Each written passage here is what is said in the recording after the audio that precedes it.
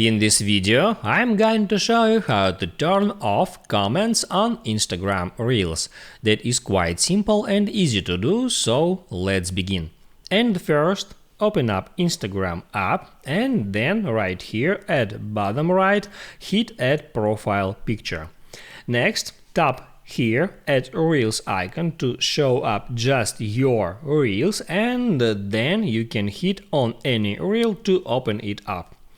Then you can tap here at comments icon to show up the comments, and now if you want to turn off comments for that specific reel, all you have to do is hit on this three dots icon and then at the very bottom hit on turn off commenting, and you have just turned the comments off.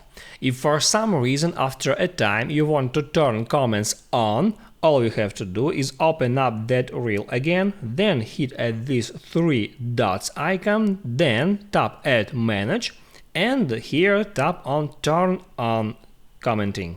And as you can see here, I'm able to open up comments and left a comment here if I want. If this video helped you out, don't forget to like and subscribe.